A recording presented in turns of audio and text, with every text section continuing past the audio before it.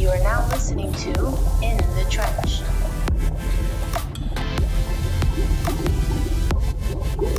Hey guys, welcome to another episode of In the Trench. Sorry again for a little 2-week hiatus, but listen, we're back now, better than ever. Back on the same schedule, Wednesdays and Fridays. We have today Julio Ruiz from the Suicide Squad, otherwise known as Milton. This legend came into our hearts last year with this amazing movie that came out that we're probably hoping to push for that Oscar fan nomination. Otherwise, it was such a great episode having him on. He told us all of his experiences working on the movie, the new projects he's working on, how it was working with James Gunn, just everything going on in the state of DC right now. And it was really a fun podcast talking to Julio. So thanks again, Julio, for coming on. Can't wait to have you on again. Quick shout out to HILLBILLY Iced Tea and Mini Activewear for the sponsorships. And without further ado, let's get into it. Kind of talk to me, kind of starting off strong before we talk, obviously, the Suicide Squad and some other stuff that you were in. Tell me about what's going on in your life right now, man. I see you're in the middle of filming something. Yeah, I had to get into my car. Sorry, I mixed up some of my schedules, but yeah, I'm very excited, man. I got some things going on right now. Actually, I can't publicly talk about it because some NDA stuff, but the Suicide Squad did open up some opportunities for me in the sense that I'm able to walk into some doors now that maybe weren't there before. You know what I'm saying? Yeah. But as far as the work ethic and everything like that goes, it's been the same, right? You got to keep grinding with the auditions if you're doing those, the classes, the online opportunities that you get. The pandemic really did slow down some things, but it also opened up some opportunities for actors that otherwise, those opportunities would not be there, right? Most of the auditions were in person in LA.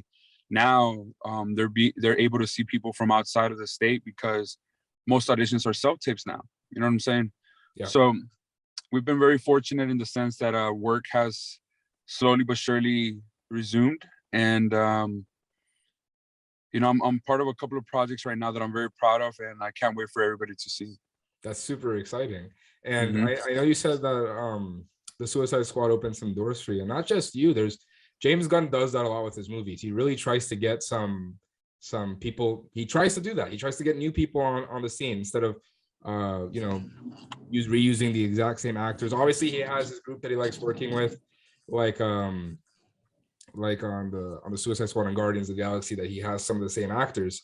But he does open the doors, like for Ratcatcher. I know she kind of came on the scene through James Gunn as well. So talk to me about how Daniela. that was. Yeah. So Daniela is a phenomenal actress. That one scene when she's talking about how much she doesn't have any problem with how much she loves her father. Yeah. Wow. I was in the bus with her when she was giving that that monologue, and it was, for me, it was a masterclass. I don't care if it was Daniela, Idris, John, Margot, Peter, all of them, David, of course, Joel Kinnaman, everybody in my immediate world as far as the Suicide Squad goes. It was like taking a masterclass. I learned a little bit from everybody, how to be a professional, how to be the hardest working person in the room, how to be cool in situations that otherwise, you might not be. There's situations you can't control, right? And but everybody in that room was a constant professional. It was truly, like I said, a masterclass, right? Seeing how Margot transitions from being Margot into Harley Quinn. Idris, I couldn't tell when he was, just being himself and then flipping the switch and just being Bloodsport. Yeah. It was my first major project. I've done a few other, shows here and there, a couple of movies, but how was your big break? You could say that, yes, for sure. Obviously the other shows and movies prepared me for this. They were like the stepping stone. That you're just laying brick by brick, right? Until you get to the next one. So you could say that the other ones were my big break because they allowed me to be in the position to be in the Suicide Squad, right? Of course. I gotta tell you, man, Milton was the hero for me. I fucking love those characters. The funny guy who just got kind of roped into a situation that he's not prepared for at all. and ends up being there, and then in the end gets horribly shot down. Dude, I fell in love with Milton in that movie, and that's why I was like, yo, I need to get this guy on the podcast. Like, it's Milton. I thought it was great. I thought you did a phenomenal job, especially when I saw that was like, like you said, your first huge project and working with those, A-list celebrities. I want to know, how do you still talk to any of them? How was that relationship with them? Very much so. I try to, obviously, everybody has their own personal lives and whatnot, but I do feel like whenever, if and when I need to talk to them, reach out to them, they're always available for me. They're great people. After spending 6 months with each other on a project like that, you build some kind of friendship and but again, everybody's just doing their thing. It's work, and it's awesome to know that we shared something special on the Suicide Squad. Awesome. How was it working with James Gunn? I know it's for a lot of actors, they say it's one of their highlights of their career. You know what? I could possibly have the greatest career in anybody's history, any actor, but working with James Gunn can be that moment for me. I just learned so much from him. This work gets thrown out a lot, but it really is a genius. The way he puts things together, the storylines, the small little characters, storylines that he builds within the movie. It's incredible. That guy really is the best. And, the success he's having, especially, right now that the Peacemaker just finished, that guy really is one of a kind. And I'm very grateful and thankful for the opportunity of being, in his vision of the Suicide Squad. That's awesome. Yeah, no, that's especially Peacemaker. Speaking of that, we as you know, we had Spencer Thomas on, and he was the coolest guy to talk to, also in the way he talks about how all the stunts are coordinated in Peacemaker and the Suicide Squad. I remember you had one particular stunt where you got lit up at the end of the tower. Were those squibs or was it CGI? No, you were right the first time. I had never worked with those before, and they were trying to explain to me how it's gonna feel, if it's not gonna hurt, and things like that. I said, you know what, let's just go for it. What do I have to lose, right? I mean, I'm in possibly the biggest movie of the year, and I'm not here to hold anybody. I'm not here to hold anybody back. That was my moment. I'm gonna go for it, and sure enough, it worked. We only did one take for that scene, and it worked. So I was very happy, very thankful that it didn't hurt. The fall, what's that? It didn't hurt. It didn't hurt. No, it didn't hurt.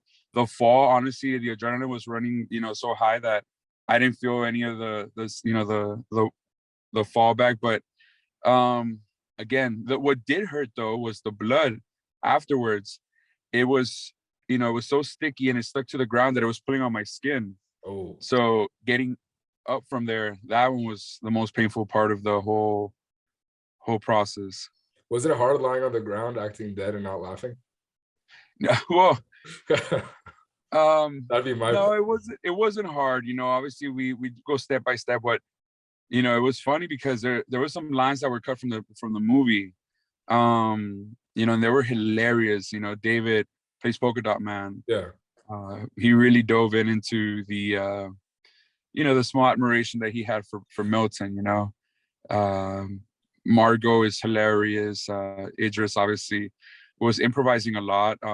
They didn't make the final cut, but when he was saying some of the things he was saying, I was laughing on the ground. So maybe that's why I screwed up the take. Sorry, Idris, but yeah, no. I mean, for me, being in that situation that's so close to those people, I was able to communicate and have conversations with them about other projects that they've done. Shared some personal stories that I'm gonna take with me forever. Again, those are the parts that I'll remember that are for me, and the movie's for everybody else. No, that's a beautiful way of putting it. And I guess the segue to that, based on what you're saying, is what was your favorite part of working on that film? If you had to condense it to one, I know there's probably many, but if you had to condense it to one, what was your favorite part? Well, from the movie, it has to be when we're walking out in the rain with that the Pixie song, Hey. Yeah, that's a sick shot. It was my hero shot. You know, people Yeah. Denzel walking out of the rain. I mean, out of an explosion, fire behind him. You know, Bruce Willis back in the day, things like that. Milton walking with the Suicide Squad in the rain. Hell yeah. That's gonna go with me forever. You know, I'm trying to get it to made into a poster so I can have it in my room. You know, For sure. but that was probably the best part for me in the movie. Out of the whole experience, man, I'm gonna say I did. You know, we had a few dinners together that again, just interacting with some of my heroes as far as, you know, acting goes, learning from these people. You know, we for me it was a great time all throughout. But yeah, I'm gonna say is that, man, the experiences that I shared with them in between setups, in between, you know, days, that was cool. So my question also is, were you a comic book fan coming into this movie, or was this like your first go ahead with like the superhero lore, DC lore? No. So I was a big fan. One of my uncles, he was the one who would buy me the DC you remember I don't know if you remember these, but you can look them up. They're called the Dark Knight Batman series. Oh yeah, And read them all. they were like in the 90s, early 2000s. Frank and Miller, those right? was that? Frank Miller? I believe so, yes. But those toys, they were so realistic, they were so real, you know, and they were extreme, you know, as far as Batman goes. So I grew up with those, and you know, obviously there's some of the members from the Suicide Squad that I wasn't aware of, but I know that I used to watch the animated series. I used to whatever my uncles were doing, I was involved with, and they were very big fans as well. So it wasn't such a shock, to be honest with you. I don't think I lost, you know, all my senses whenever I found out I was going to be in the movie, just because it didn't hit me until I was on set. Yeah. Right. There was a moment, the very first day of shooting for me, we're all gathered around, and I believe it was Idris who said, "Huh, so this is a Suicide Squad," and I'm like, "Oh shit, I'm in the squad. I'm in the squad." You know, I'm like, yeah, I couldn't believe it. Right at that moment, it was like, okay, this is real. Yeah. This is real. I couldn't drink water. I couldn't eat. I was so excited. But again, they were so nice, so kind to me. And talking about Spencer, that guy, man, the stunt team Yeah. himself, my stunt double was Russell. Shout out to Russell. Great guy. Was that? Shout out to Russell, I'm saying. That's right. Yeah. I believe he's in Australia right now, but that guy, man, he taught me so much. He allowed me to experience some things behind the scenes that otherwise I don't think I could have experienced. When they were practicing that big explosion from the Peacemaker bomb that King Shark puts in the wall. Yeah. When the soldiers are flying back, I was able to see that while they were practicing and whatnot. I was able to go into the studio where they're filming, or they're trying to figure out how they're gonna pull the soldiers from Starro inside the little spaceship. And so those experiences with those guys, I like to say that I had the easiest job on set, right? You have people doing lighting, set decoration, you know, making sure that everything is ready to go, and grips, and you know, so you know what I'm saying? So credit to everybody on the squad, everybody on the team. Obviously, like I said, they are the hardest working people in the movie, and the movie doesn't go without them. So shout out to everybody. But again, Spencer's my guy, Russell, everybody. Yeah, that was a good time. That sounds awesome. I honestly only have 2 more questions for you because I know you're on a tight schedule. No, we're good. Oh, okay, cool. So my next question for you was gonna be, so I know if you're, I don't know if you're up to date with the whole, it's like a civil war going on in DC right now. There's the people who are embracing this new DCEU. There's people that are stuck to the Snyderverse. If you've heard of any of that civil war, I want to know what your take on that is, if you have any at all. You know what? I'm just a fan of cinema. I'm a fan of film, television. You know, I wish that every piece of material that was out there gets seen, because people work so hard on it. You know what I'm saying? You know, I don't control any of that. I only control what I can control. whatever's out there, I'm gonna watch. I'm a fan of everything. As far as me having a personal, feeling towards it, you know what? That's for everybody else to debate. I'm just gonna enjoy whatever comes out from DC Universe, or whatever it is from Marvel, from any studio that's out there. Obviously, streaming is a big thing right now, and I just can't catch up. I Yeah. can't catch up. I'm trying to, but lucky for me, I'm very blessed and thankful that I've been able to work. And yeah, man. But as far as that goes, we'll just leave it at that, right? I'm a fan, and hopefully everything gets shown, and we get to see every piece of art that's out there. Hey, that's one of the best answers I've heard. I'm personally a huge Snyderverse supporter. I'm a huge James Gunn supporter, just Right. because the situation with Zack Snyder was so ugly, which would happen in the Justice League situation. I had Wayne Carr on the podcast. I don't know if you know who that is, but he's the actor who was brought on to play Green Lantern, which nobody ever saw, unfortunately. But I completely agree with you, man. I want to see all the content. I'm excited for James Gunn. James Gunn has a genius brain when it comes to storytelling, in my opinion. And what he did with Peacemaker, bring a character that nobody's ever heard of. Like, I've personally never heard of Peacemaker. I don't know of anybody who's heard of Peacemaker. I have a friend right now. His name's Nick. Shout out to Nick. He was telling me today at the gym. He's like, "Yo, I'm putting a bid on this Peacemaker comic because they're about to go through the roof." And he texted me now. I think I bought it for $300. I'm like, "You're insane! You spent $300 on a comic book of Peacemaker." But that's the effect he has, Oh yeah. And honestly, man, I just spent a weekend in my first Comic-Con ever. It was in Pensacola, called Pensacon. I didn't know what to expect because I had never gone to one as a fan or as a guest. But I realized that, the fans are very genuine. They'll tell you what they think of each project. They'll tell you how they feel. And it's what's the word I'm looking for? It's worthy. It's eye-opening. What's that? Eye-opening. Eye-opening. Yes. I mean, like I said, I'm learning from the fans more so than anybody that, how they feel about certain projects, right?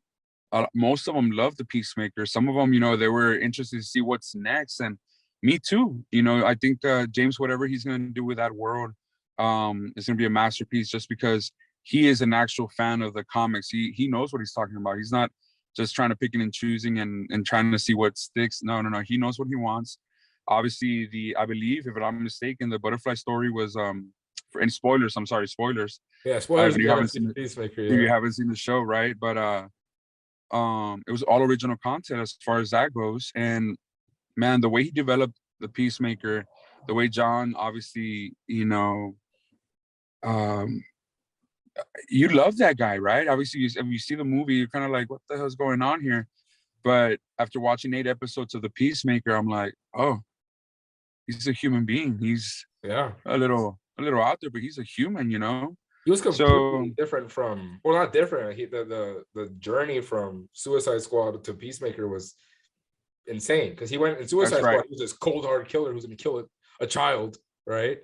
And then you go to Peacemaker, and he's like this, like you were saying, a human. Yeah, humanized. Exactly. So there are layers, and so again, whatever content comes out from that world, I'm excited for it. I think James, like I said, pure genius. The cast and crew for that show killed it, absolutely killed it. But yeah, I'm just here to be a fan and enjoy whatever comes next. Hey, we all are. It's so much better to just look at everything from point of view where, hey, I just like everything, man. Like, I'm not gonna sit here and be like, oh, screw you, Marvel, you saw it because I like DC, or screw DC because I like Marvel. Bro, I'm liking everything, bro. I'm a Dragon Ball fan. I'm just enjoying whatever comes out. You know what I mean? Yeah. I mean, I'm here for it, man. Like I said, I've been a fan of movies and cinema and television since I was a young kid, and I'm very lucky that I get to do this. I understand that. Now I remember, I'll tell you this much, and I have no shame in saying this. When I was younger, I would say like, oh, that movie sucked, or that movie is not good, or whatever, things like that. Not anymore. So the deal is this: sometimes movies don't hit, they miss the mark, but people work so hard on these projects that, some of them are passion projects, some of them are, their life's work, and I see that, right? I see the work that goes into it. but I will watch everything that I can when I can. And sometimes I even go back and watch old movies, old TV shows, just because that's how good they are. That's how, excited I am to watch them. I'm just a big fan of everything. Yeah, I mean that's the best way to put it as somebody in film. Personally, that's why I started this podcast, right? So I'm a film major myself. I'm aspiring to be a director myself, create things. I've done screenplays, scripts, and I'm like, you know what? I've always had this passion for speaking to people. If I can create an outlet for me to do so and be able to interview people like you, who's been in one, honestly became one of my favorite movies, or people like Wayne, who's part of one of the biggest movements I've ever been a part of. It's just the people that we've had on this podcast has opened also so many new ways of looking at cinema for me than I had before. Because like you said, I'm very guilty of being super critiqueful of a movie. If a movie or show comes out and it misses the mark for me, like I will go in on it, that's just my point of view. But then I look at it like, hindsight is 20/20. You look at a movie that's already made and you're like, oh, I can do that so much better. No, you can't, because you have to go and make it from the beginning. You're not going to be thinking of you can't see the final product till it's out there, Yeah. No, but you have every right as a fan, right? It's just, again, seeing what goes behind the scenes, right? I'll tell you this much, man. I was taking the classes. I was doing everything I could to prepare myself as an actor and be a professional. But no amount of class is going to prepare you until you get on set, right? Those on-set experiences they're priceless. You can't put a price on it, just because those experiences prepare you for what's next, right? We're there for 12, 14 hours a day, and obviously, you're trying to do the best you can and deliver something special for the fans that invest their time and their money into watching the films. And because obviously, like I said, there's a lot of streaming service out there. There's a lot of movies being made. They have the choice to pick and choose what they want to see, and if they choose yours, you want to do a good job. Like I said, and it doesn't hit always, but for the most part, I think you want to be a part of something special. And I've been so lucky and blessed that in my career, everything that I've done, has been a fun experience. People enjoy those shows and the movies that I've been in. So moving forward, I hope I can continue to do that and be a part of special projects like the Suicide Squad was for me. That's awesome. And speaking of that, when you were, I know most of it was CGI. Obviously, all of Starro was CGI, because how you make that practical. But I know some of the Starro faces were practical, right? I'm not exactly sure on that. I don't know what you're talking about. Did you keep one? Okay, I know what you're talking about now. Okay. No, I did not. I was something, man. Come on. Was that? You had to have swiped something. I almost thought I thought about it for sure. I just didn't. I didn't want to get in trouble with DC, with James, with anybody, I don't know what I could or couldn't do, but maybe one day I'll be able to keep my uniform. My uniform like Peacemaker did. If Milton was still alive, I'm asking you to channel your inner Milton. Go back to that character. What would his superhero name be? He's been adopted into the Suicide Squad. What is his superhero name? Man, that's a tough one, man. I'm gonna have to get back on you with that one, because I've never thought about something like that. Because I can imagine some pretty badass names for Milton. You got some? Throw my way. Oh shit! Now you're putting me on the spot. I'm saying, Milton has to be maskless, in my opinion. His face is just so imposing. He's got maskless. He can't be Batman. He's got to, like Superman, that he's got to just show his face. Maskless. Yeah. Just put his face out in front of the criminals and scare them to pieces. That's what I can imagine Milton. I guess so. I would probably make sure that he was maskless for sure. There's a truck moving behind me right here. I just can't think of a name right now as far as what his name would be. He'd be what do you think? He'd be a killer, or would he be on the no kill rule? No, I don't know. I think he's gonna do whatever he can to protect the people. That's what he is. He's a man of the people. He's gonna run people over in the buses, run the villains over in his van. I'll get them out of harm's way and into safety. That's awesome. I mean, from my end, Milton, sorry about that. Do you get recognized as Milton on the streets? There's been instances for Yeah. sure. I'll go out to eat and but it's fun. It's fun. I mean, I'm sure there's gonna be a day where not so much for me, but if I'm with a friend or family, it might be a little bit different, a little bit unique for them. But for the most part, everybody's been very nice, very respectful. Somebody on Twitter asked me the other day if I'm tired of the Milton jokes. Who's Milton? But no, my answer was no. I'm not tired of them. Never. I think I think this is one of those characters gonna follow me forever, and I'm very proud of that. Yeah, not a bad thing about anything about Milton. Nah, dude, we love Milton. Who doesn't? If you don't like Milton, there's a problem with you. That motherfucker saved the day. Without him, they wouldn't have made it to the tower, and they wouldn't have been able to stop the bad guys, right? Thank you. Yeah. No, it was part of the crew, man. Like I said, whatever James was thinking whenever he wrote this, I'm so grateful that I was the one who was able to portray him, bring him to life. Nah, dude, you killed it as Milton, and I'm sure you're gonna kill it in your next projects. Hopefully, we find out about soon. Yeah. I mean, I'm pretty sure within a few weeks I'll be able to share exactly what it is. Cool. But right now we're still filming, and man, I'm just lucky. I'm lucky to be able to do this right now. I know I can be taken away at any moment, but while I can and while I am, I'm gonna enjoy this. It's really refreshing seeing people in your position be so humble, because it's a rarity sometimes. Some people think they're too good for the next guy, you know what I mean? But when you actually appreciate what life is giving you, especially when it comes to these roles you're getting, and I'm sure you're gonna keep getting bigger roles, and the Suicide Squad's gonna not even be your biggest movie. It's gonna be one of the biggest movies, right? So yeah, that's really refreshing to see in somebody, especially someone like you. My last question for you is, if you could be in any movie, your dream IP, do you have one? I'm gonna give you two answers. Okay. I'm gonna give you the Tom Brady answer. The next one. Okay. The next one. You know what? I've always said this. No matter what it is, you just never know what's gonna be the one that connects with people, right? Yeah. Growing up, I think that was the most important thing with me. I wasn't aware of what acting was, in the sense of like, oh, you get to pay to do this and be in movies and things like that. No, for me, it was like I was connecting, right? Why am I feeling this way towards a person or a character that I don't know? I've never met them before.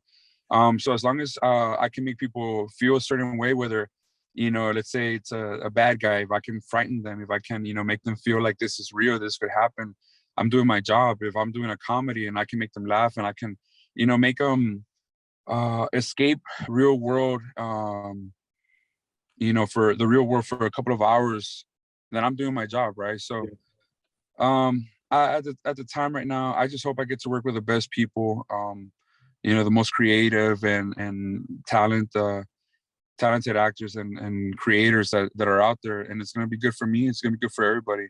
Until then, like I said, man, just the next one's going to be great. I know that up until this point in my career, we're grinding, we're trying to make it happen, and the opportunities that have come my way, I've been able to take advantage of them to the fullest. But yeah, man, it's been a good time.